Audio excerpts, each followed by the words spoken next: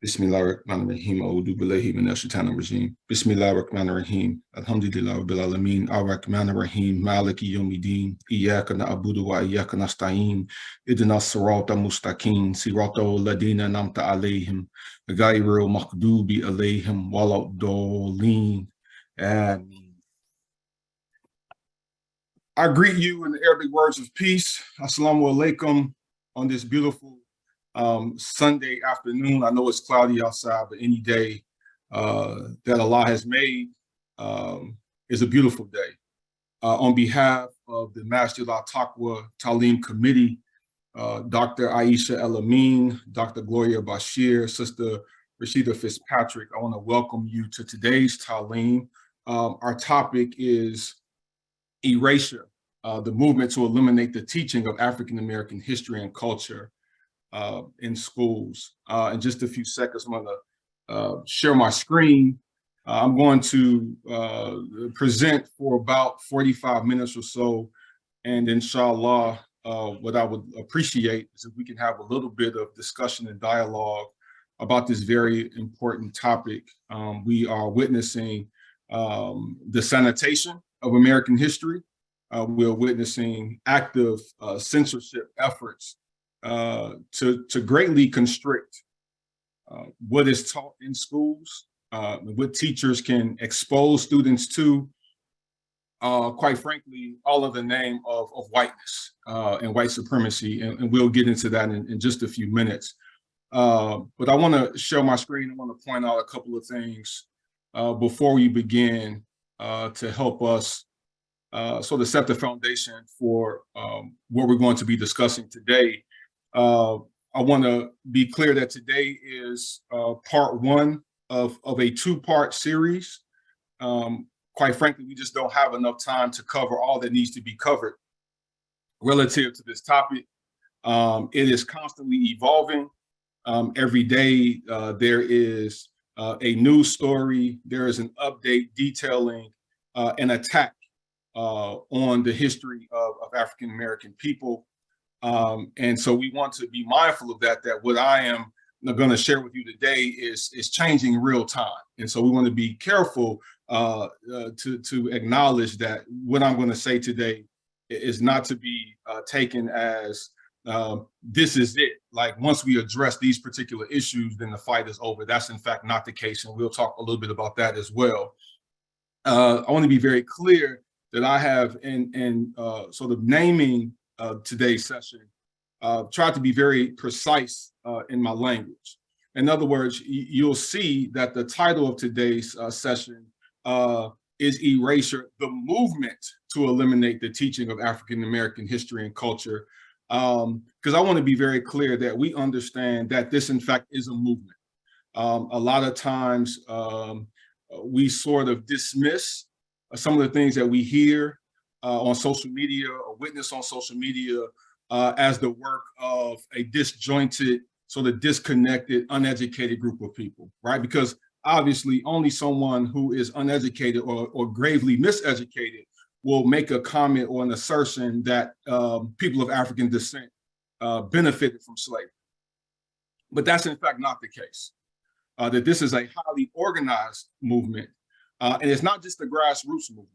So while there are groups of conservative men and women across the nation are working together to, again, constrain what is taught and how things that are relevant to the African-American experience are taught in schools, the reality is that we have elected officials, both at the local level, at the state level, and we have individuals who are in positions of authority and power at the federal level who espouse these same beliefs, who are working in concert with individuals who oftentimes are identified or labeled as right-wing activists.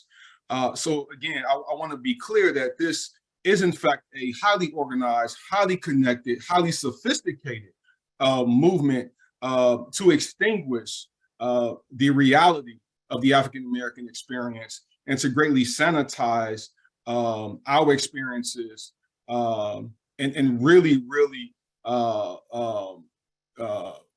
deep ways. I want to share before I get into the meat of my presentation today, I want to share a quick story, a quick personal story with you. I was sitting in the kitchen of my home, and most of you on this call know my son, Mason, my 10-year-old son, Mason. You've seen him at the masjid. We were sitting in the kitchen the other day, and he said to me, he said, "Dad, why is it that our people, Black people, why is it that we hug so hard and for so long?" And after I kind of chuckled, trying to figure out exactly what he was talking about, I said to him, well, we hug hard and we hug for so long because we are a loving people. That's in our spirit, to love on each other and to dole on each other. That's just who we are as a people. And his response to that was, well, why is it that we're always killing each other? And I was sort of taken aback. I didn't quite know how to respond to that question. I mean, he's a highly perceptive kid, as most kids are these days. He, as much as we try to limit his exposure to social media, obviously he spends too much time on his tablet.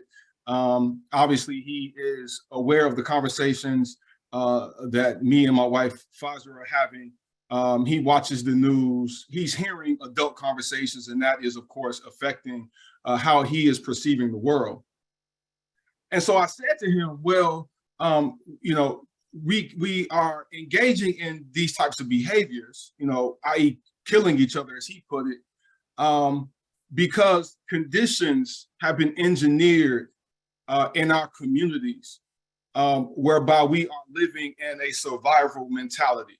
And when you create the types of poverty and economic disfranchisement, now be clear, I didn't use these words necessarily. When you create those types of conditions, people are living day to day, hour to hour, minute to minute, it creates an environment of high stress. And oftentimes in those types of situations, people lash out at one another.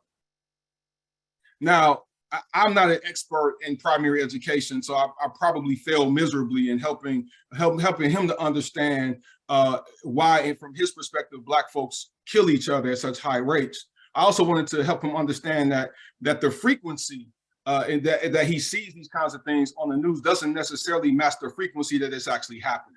Right. So what I was trying to help him understand was that there's a degree of socialization that's happening in mass media, on social media, that helps to sort of shape our perspectives of the world and certainly of ourselves.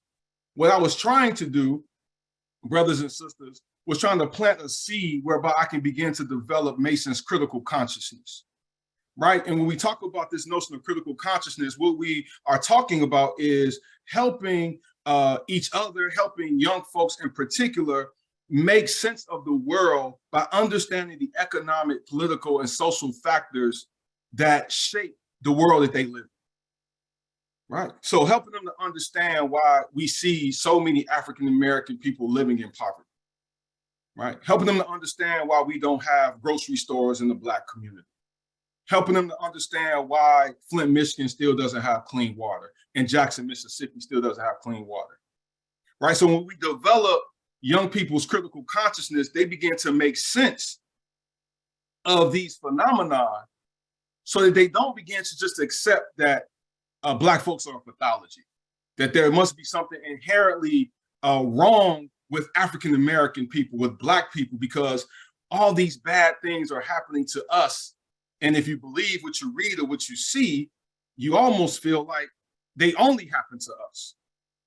Right. And so this movement to eradicate, to eliminate, to invalidate the history of African-American people, to sanitize the lived experiences of African-American people, is an effort to stop the development of their critical consciousness. So they will just accept that Black folks are a pathology, that Black folks are a monolith, that Black folks are poor because they make bad choices, that Black folks don't do well in school because they don't value education.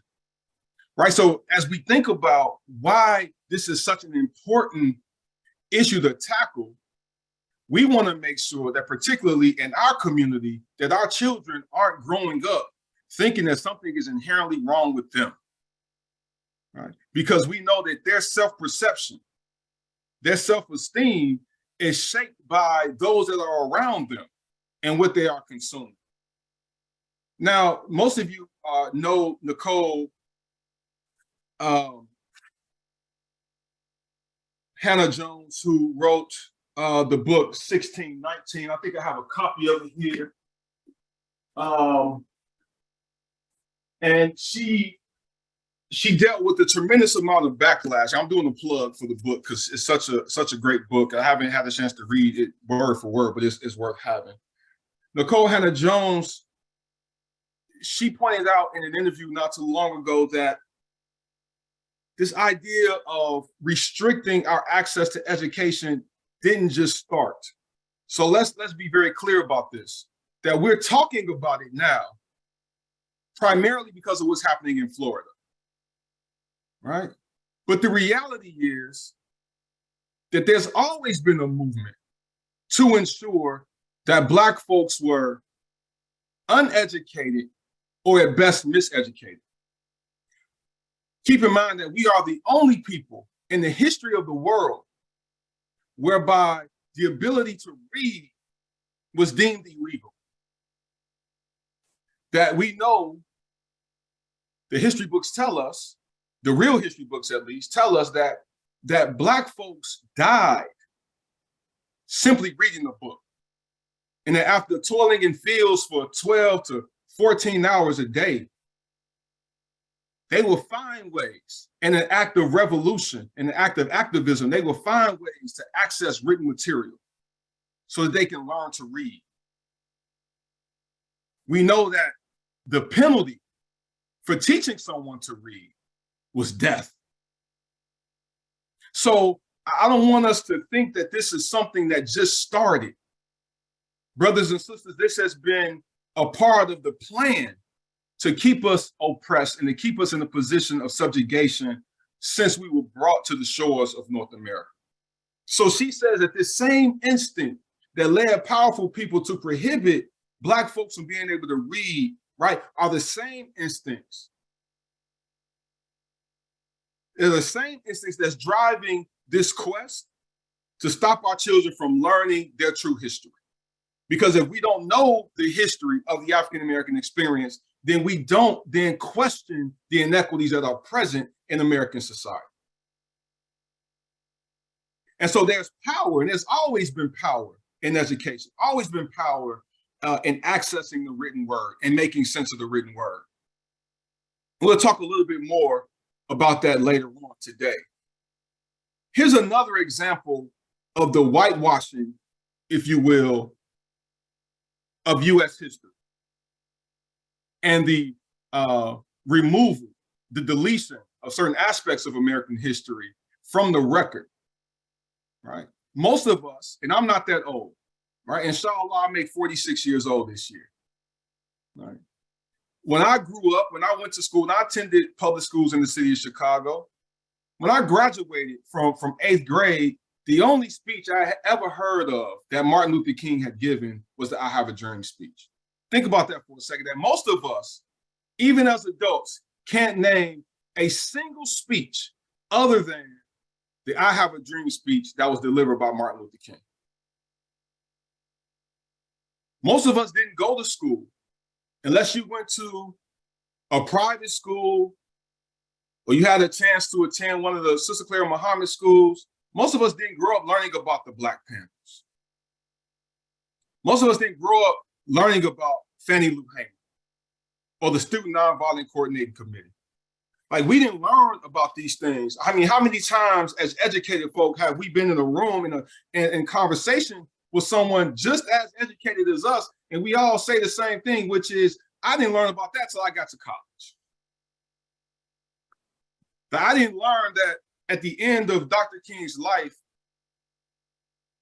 that he was becoming more radical, not just in his speech, but in his action, right? I didn't know until much later in life that Dr. King and Malcolm X and their philosophies had started to meld a bit, that we were starting to see the same type of radical philosophies emerged on the part of both Dr. King and Malcolm X. We never learned those things in school, right? And the way it was taught, at least to me, and maybe I'm the only one, but the way it was taught to me was, you know, Black folks struggled, we were slaves, and then they treated us real bad in the South, and then Dr. King gave a speech, I have a dream, and then all was well. Racism ended. That's how it was portrayed. That's how it was, again, sanitized. And you all know we never learned about Brother Malcolm X in school. And he was somebody that you really didn't start to learn about until Spike Lee made the Spike Lee movie. I mean, the Malcolm X movie. Right? So I'm giving you examples here, brothers and sisters, of how the history of African-American people has been pretty much removed, or as I've used the word several times now, it's been highly sanitized in a way to protect this mythology of American democracy, right? This mythology of American meritocracy, right? Which is, hey, if you just work hard, keep your nose clean, you're gonna succeed. And we know that that's not the case, that the history tells us that that's not the case, right? So I want us to be mindful that while now what's happening in states around the country is that they're trying to enlist a de jure sanitation of history, meaning that they want to make it legal that you aren't able to discuss certain things in school, you're not able to teach certain things in school, and we'll get into the specifics of that in a few minutes. The reality is that has been de facto for many, many years. And most of us have grown up and attended schools that did not invest in our understanding of our own history. I'll give you another personal example. My two older boys graduated from Lindblom, Math and Science Academy here in Chicago. They attended that school for 6 years because they started off as seventh graders and they matriculated through senior year. Two African-American males. I can count on one hand how many African-American authors that they read. I can count on two fingers how often they dealt with issues of the African-American community in their school. This is a selective enrollment school that you have to test to get in, with a wonderful reputation, particularly amongst Muslims, because they have a really robust Arabic program. But even in that context, my boys and African-American students like them were not given a robust experience in learning about their communities, their histories, etc. So it's already happening, and it's been happening. I mean, you know, I've been in education for over 20 years, and it's nothing for a teacher to say to me, well, I don't teach that because I'm not comfortable with it, right? I'm not going to teach African-American history because I'm not comfortable with it. And my response has always been, well, I'm not particularly comfortable teaching Shakespeare, but I have to teach it anyway. I'm not particularly comfortable teaching world history, but I have to teach it anyway. You know, I'm not comfortable teaching European history, but it's something that I have to do. But school systems have allowed educators in particular to not teach African history, to not teach African-American history, and to give people a pass for saying, I'm not comfortable with it, therefore I shouldn't have to teach it, where the same doesn't apply. I'll give you another quick example before I move forward. In most schools, African and African-American history is an elective, whereas European history, world history are core courses.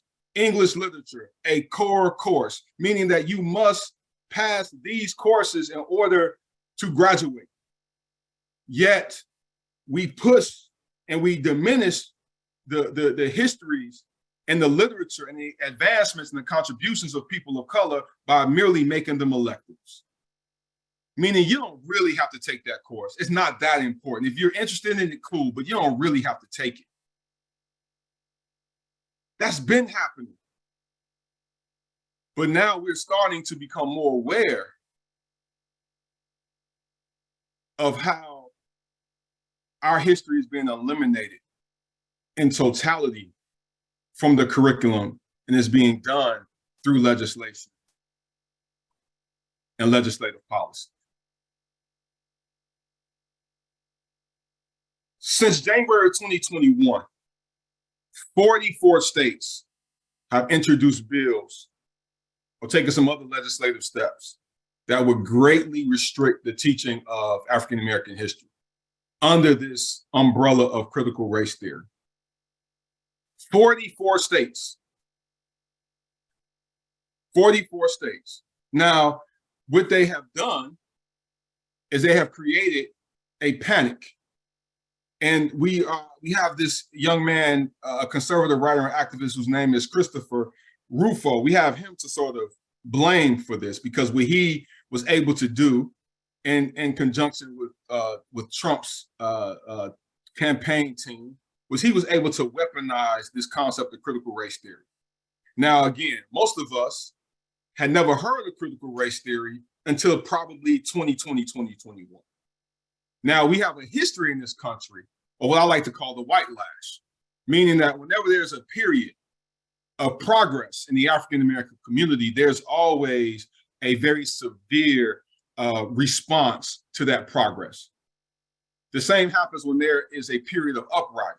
So let's take Reconstruction, right? At the end of the Civil War, that ushered in a period in American history called the Reconstruction era, is when, you know, we elected the first two African-American senators, Blanche K. Bruce and Hiram Revels. And we were starting to see the seeds of progress, you know, being recently liberated from slavery. We actually had elected African-American officials. Because of that progress and because of what that connoted to white folks in the South, we saw a response to the Reconstruction era with violence that we had never seen before, what we now know as the Jim Crow era, right? When we started to see the evolution of the Black codes, and which were basically laws taken directly from slavery, but now applied to what they call the freedmen of that time. Right, we saw the Ku Klux Klan begin to emerge. We saw that the torture, the sort of terroristic acts of violence towards Black communities and Black people individually started to really emerge during that time.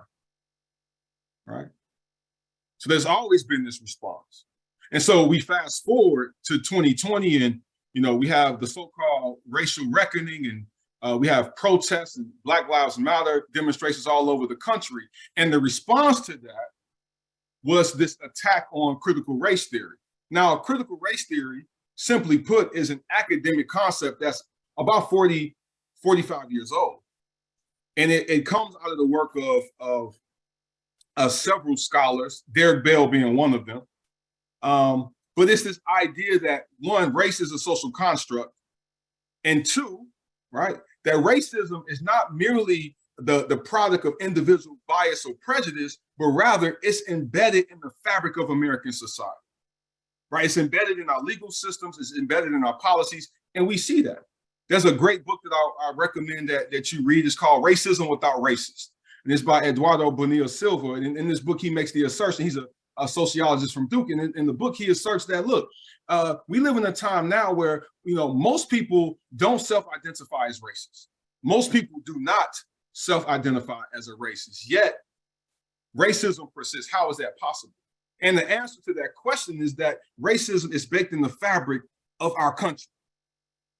It's baked in our financial systems. It's baked in our healthcare systems. It's baked in our educational system. Right? And so if we want to eradicate racism, we have to look at the system itself, and we have to disrupt or break down the system that perpetuates these racist realities. Whether they be achievement disparities in schools, whether they be life expectancy outcomes in healthcare, right? We know that it doesn't take us to read a dissertation. We know that racism persists, and we can see it in front of us every single day. And as as people of color, most of us on this call are people of color, right? We don't have the luxury to not think about race at all times.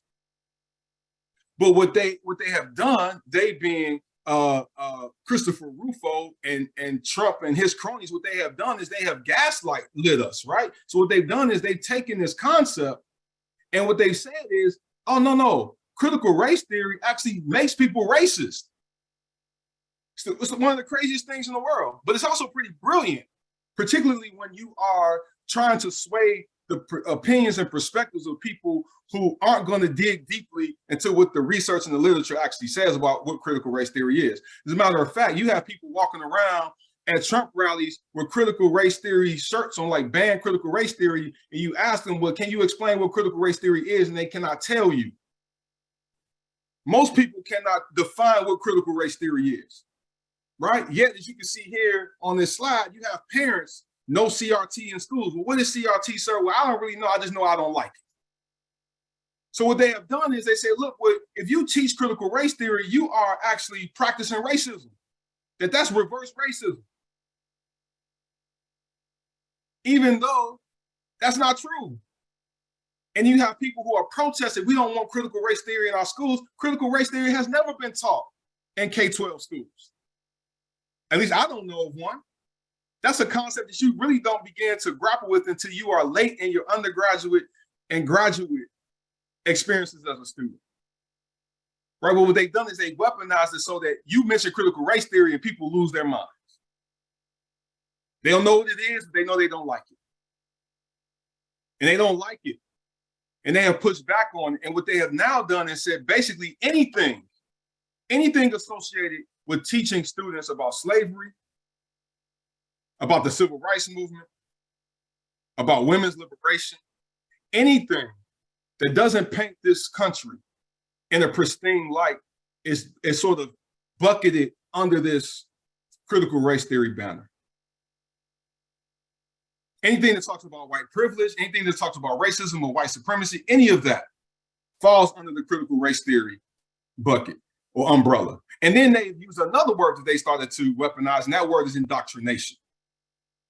Right? So now it's, you don't want your child indoctrinated in critical race theory.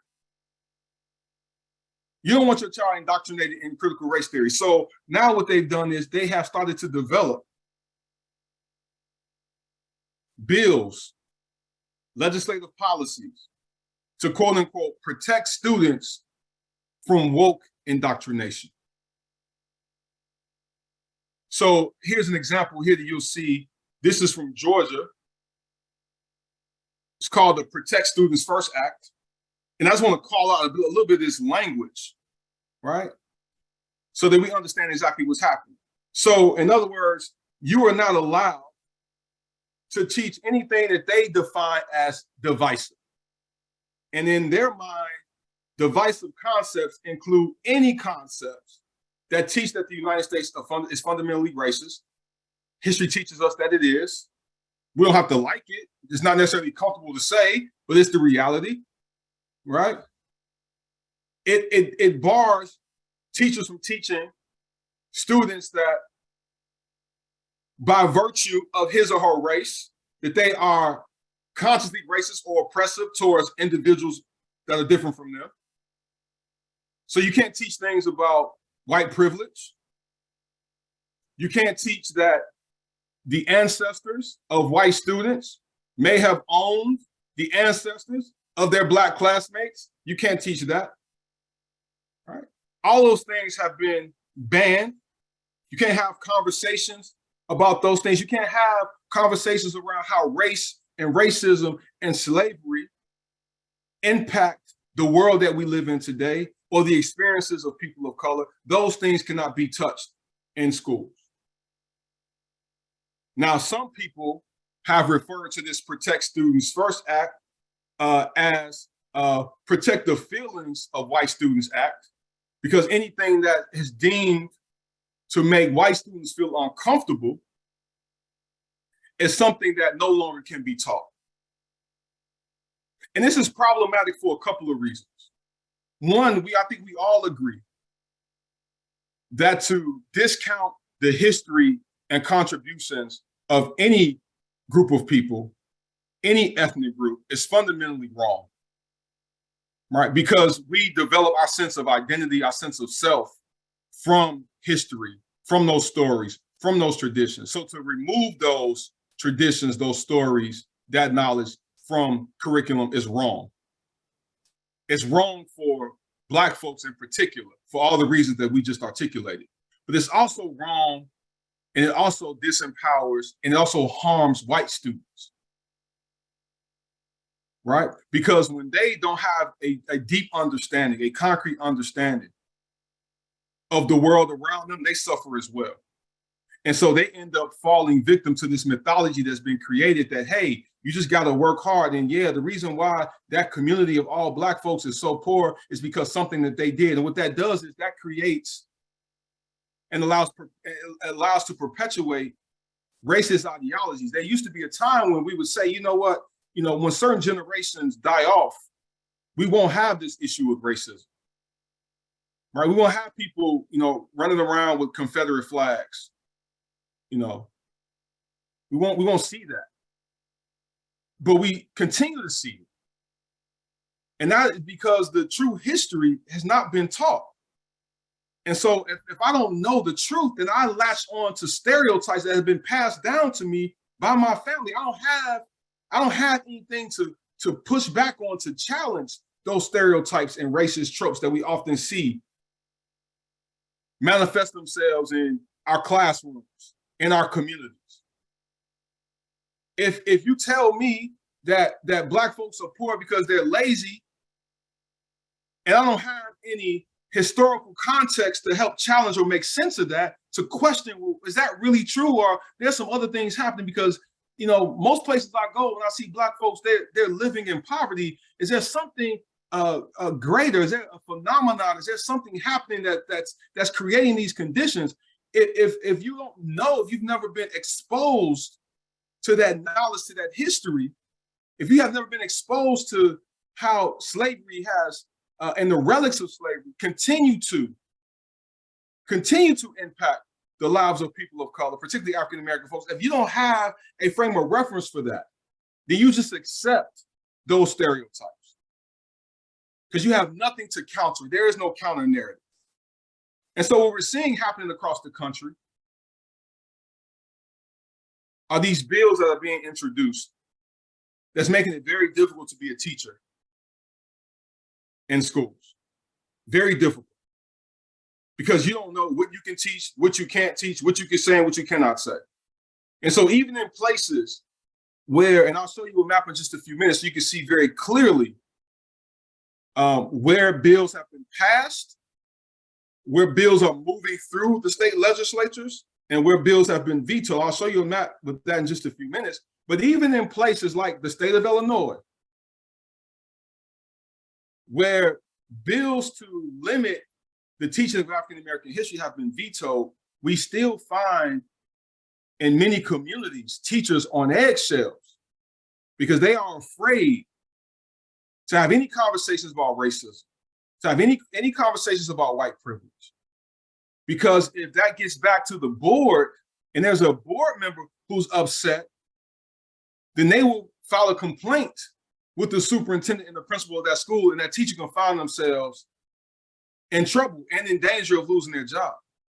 So this climate that we're in now, everybody's walking on eggshells. Schools used to be a place where you can almost expect that students will engage in intellectual discourse about historical concepts and topics.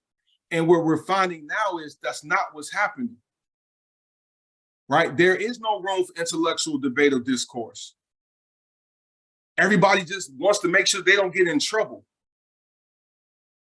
And as a former history teacher, that's heartbreaking because that's one of the things I love. I love creating a lesson whereby students were going back and forth and debating the merits of a certain argument.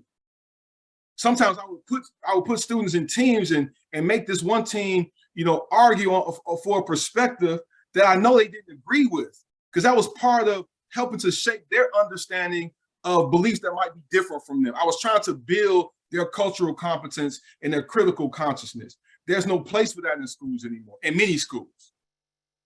That's not welcome. So these 44 states, these 137, and there might be even more now, bills that have been introduced that's greatly limiting the conversations that we're having in our schools, is having the impact of fundamentally altering the experience of our students. They're not getting smarter. You expect every generation to be smarter than the previous generation.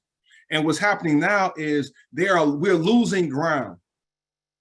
We're losing ground. So race and racism will remain a problem in our communities because we're not creating opportunities for students to actually talk about Why does racism exist? What is race? How do we combat it? You can't even have those conversations anymore. You can't talk about the beauty of the diversity of race in the United States of America. There used to be a time where that was one of our calling cards. That's what we sort of, our identity was based on US being a melting pot. That we bring this beautiful, divergence of cultures and religions and ethnicities all to one place, and we learn about each other and we learn from each other and we get better as a society because of it. That's not what we're sharing anymore. That's not what we're saying anymore to our students.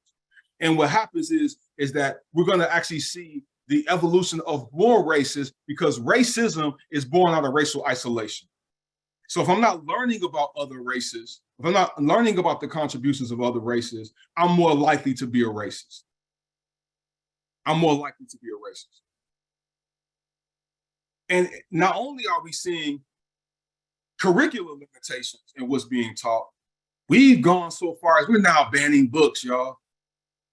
And not banning books at a federal level. So I want to be clear, but what we're finding is what's happening in public libraries across the United States of America and school-based libraries across the United States of America is that parent groups, school boards are contesting the books that students are being exposed to. So in some places, To Kill a Mockingbird, which is a classic, is on the ban list. Right? Toni Morrison's Bluest Eye, ban list. I can go on and on. There's some places where you can't read the autobiography of Malcolm X because he was a racist. These are some of the things that are being said, that we don't want our children exposed to these concepts because it's going to make them feel bad. Look, I've never heard a teacher teach a concept like this in a way that made students feel bad. No one is intentionally trying to hurt the feelings of first graders or second graders or third graders or even high school students. But the reality is that the truth of the history of our country is in fact uncomfortable, and we have to be okay with that. But we're no longer providing students with an opportunity to be able to do so.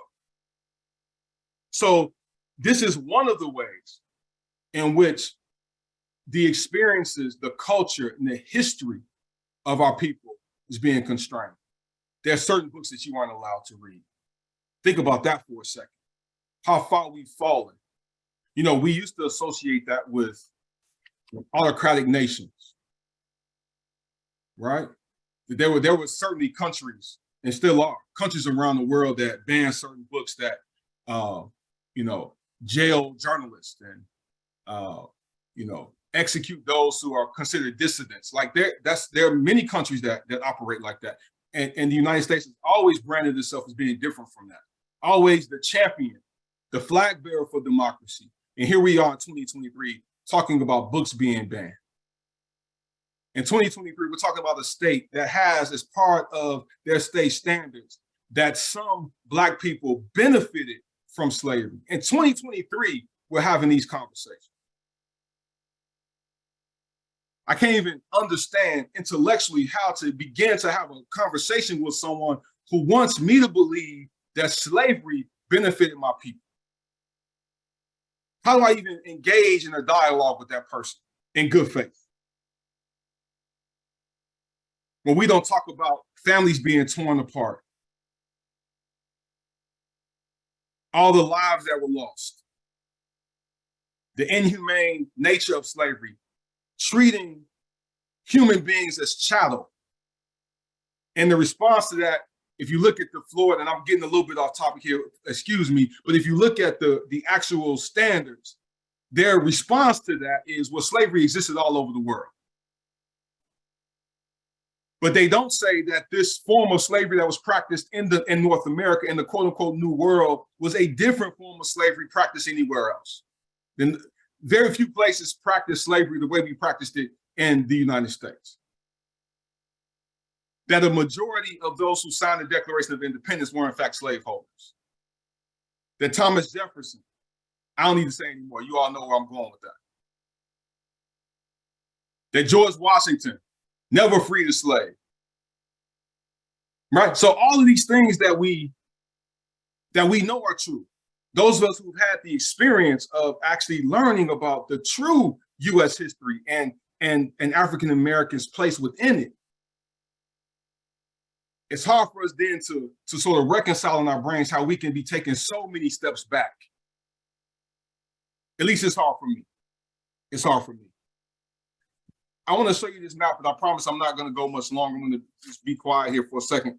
But I just want to show you this map. This is a map that details sort of where this legislation lives, where it's been vetoed, and where it's moving through. So if you look here, the color red indicates that while bills to restrict the teaching of African American history and culture, quote unquote, any kind of woke elements to the curriculum have been vetoed. So in Illinois, for example, it was introduced, but it's been vetoed, or it's been indefinitely stalled. So any place you see red on this map, legislation was introduced, but it was vetoed.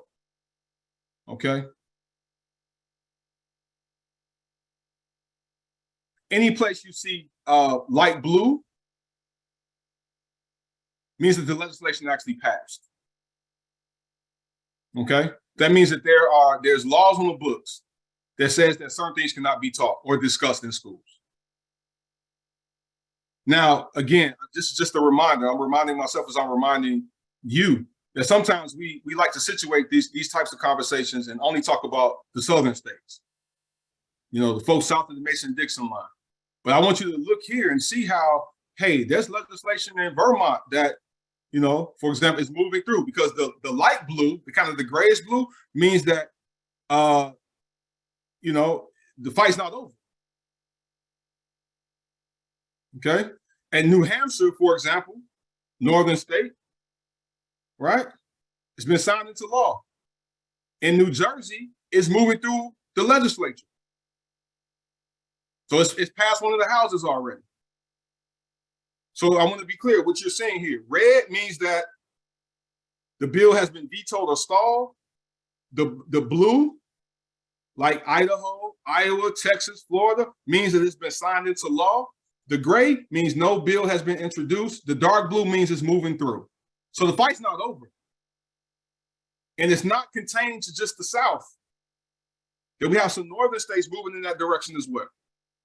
And so we should all be concerned that these efforts are bubbling up, these movements are bubbling up all over the United States. And just because the law has been vetoed, who knows what's next?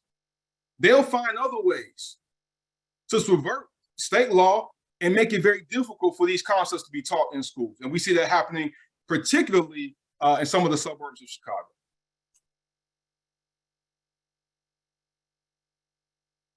You know, one of the things that has allowed the type of, and I hate to call it progress, but if I'm speaking from the perspective of those who are trying to make sure that, you know, we are moving away from a deep interrogation of the African American experience, or sister is saying in the chat here, dismantle out sort of understanding or conceptualization of it.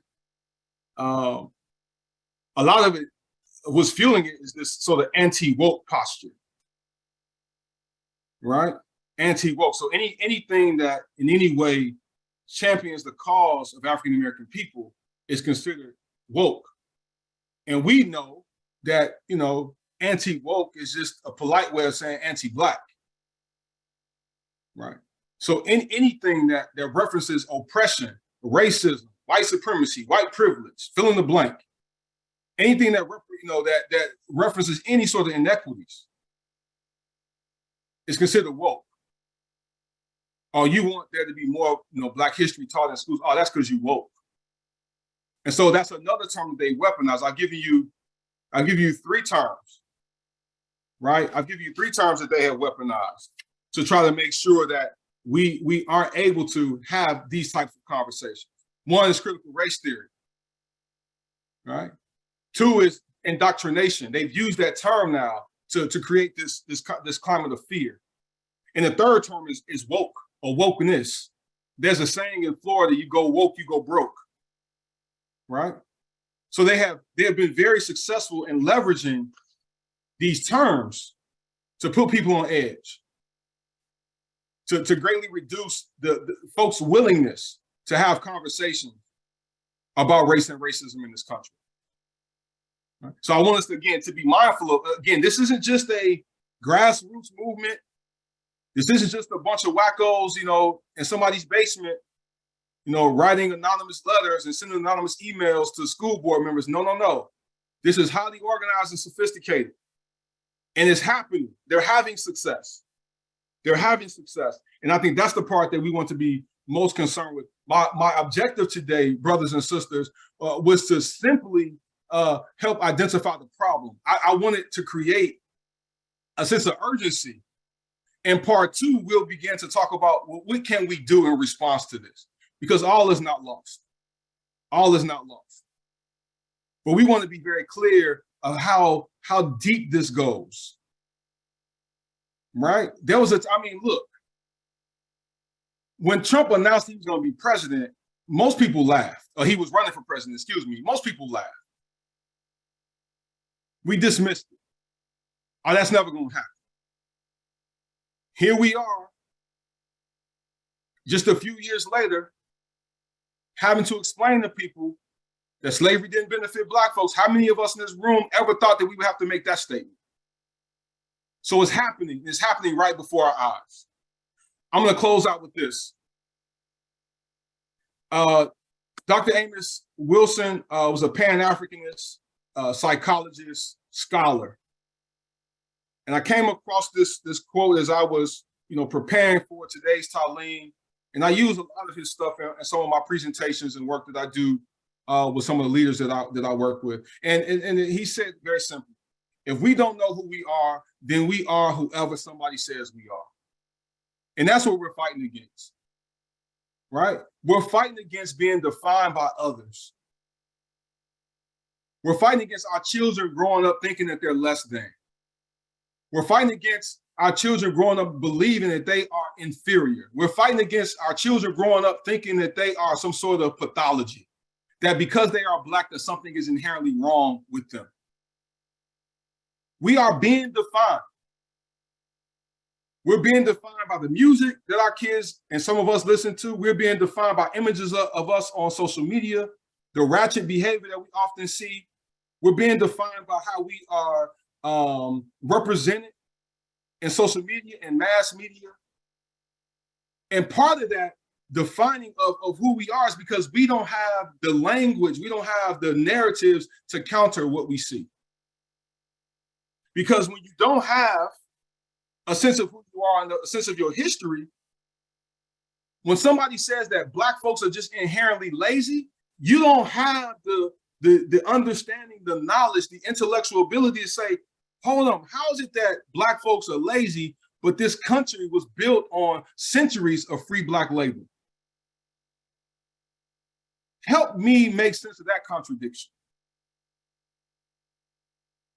If you don't have a history of self, if we don't have the history of our community and our contributions, then when somebody says something like, and we hear this all the time, Black folks just don't value education, then we can't respond with, well, wait a minute. In actuality, Black folks less than 4 years removed from enslavement raised $1 million to begin public schools in the South. They don't have the ability to be able to say, in fact, public schools did not exist in the South until Black folks, newly freed from slavery, established them. So all these contradictions that exist when talking about Black folks, that we are lazy and we don't value education, we don't do this, we don't do that. There's so much in our history that can be used to dispute those notions. But if our students, if our children in particular, don't know those things, if we can't give them the ability to question what's being said about them, about our people, and about our community, then I shudder at the thought of what the conditions of our community is going to be 20 years from now, 10 years from now. So with that, I close. Let me say first, thank you all to for being here. Thank you to the Talem committee for giving me this platform. If I said anything good, anything worthwhile or valuable, know that that comes from Allah subhanahu wa ta'ala. And if I said anything in error, if I said anything that offended someone or made them feel uncomfortable, know that that came from me. We have about 5 minutes left. I'm going to stop my screen share and welcome anyone who has any questions or comments to unmute themselves and share their thoughts. Dr. Gloria. Teach and preach, my dear brother. Alhamdulillah.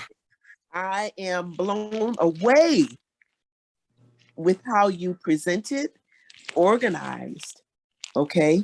I mean, we've all had these thoughts. We've all had these, but they were fragmented. Yes, ma'am. And you've really, really systematically laid things out. And I think, quite frankly, this is the makings of an institute. Mm. And so I'm looking forward to next week's presentation. Thank you. Thank you, Dr. I appreciate it. Other comments or questions? Assalamu alaikum. Wa alaikum salam, Brother Rob. I don't want the Bashir household to dominate the last 2 or 3 minutes we have, but we'll make a couple of comments. Thank you very much for this presentation. You're really taking the top off something that that we need to talk about. And I know you're going to talk about solutions next week. Inshallah. I think that we as a community spend a lot of time responding to what people think of us and the things that they do that impact our lives in a negative way. Mm-hmm. But there are opportunities in what's going on with what Florida and some of the other states are doing.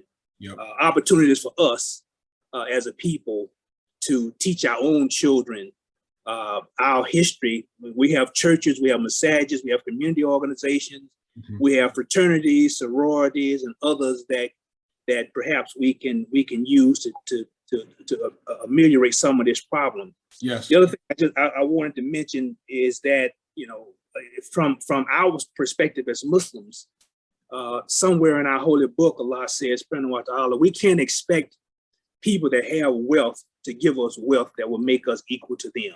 Mm. And what I mean by wealth in this case, whether it's financial wealth or history or whatever it is that's going to benefit you, we can't expect that. So we're left with no choice but to do something ourselves to deal with this problem. And I'll stop there because others may want to have some comments as well. No, thank you for that, brother. Brother Bill. Yeah, Dr. Lionel, again, agree with Dr. Gloria, just terrific presentation. You really pulled it all together. Just a real quick point. I think what you were talking about is that this has been going on for a long time. Mm-hmm. I certainly have seen that in my education and, you know, that kind of thing. But I think at this point, this is a critical point, though, because I think a number of things are coming together. And I'll just make this last quick point, and we look forward to talking about it later. There's a book called The American Fascists, The Christian Right and the War on America, mm-hmm. that I read like 15 years ago. What I'd suggest is that same Christian right has really come to a point where they have a lot more power mm-hmm. than they used to. Mm-hmm. You know, they don't have to worry about the federal government. They got Supreme Court tied up, and they're working on the state level. That's right. The only thing I want to say about the fascists, if you think of one thing that's common about fascists, they're racist, number one. They always have a scapegoat, usually mm-hmm. multiple scapegoats, right? Mm-hmm. And they play on people's fear. That's right. So if you think about, you know, I hear it every day, you know, the black people from the city are coming out in the suburbs, creating crime. Okay, you got the racism fear, you know, all this talk about transsexuals that are like 0.5% of the population, you know, women getting abortion. I mean, all these types of things are all tied together in this same campaign. And one of the other things that, of course, you pointed out is revising history. That's right. Yeah, absolutely. That's part of what the fascist thing all about, and tell this great story about America and mm-hmm. all that kind of thing. So yeah, no, absolutely. Great right. presentation. Thank you, Brother Bill, and thank you for your comments. And you're absolutely right. And that's why I wanted to begin today's Talem presentation with the reminder of how sophisticated and organized this is, and how I mean, they have their tentacles in a lot of different facets of our nation. So we have to be mindful of that. And again, and not dismiss this as, oh, this will go away. This will never happen. It will happen. It is happening, and it will continue to happen unless we do something about it. Yeah. Any other final comments or questions?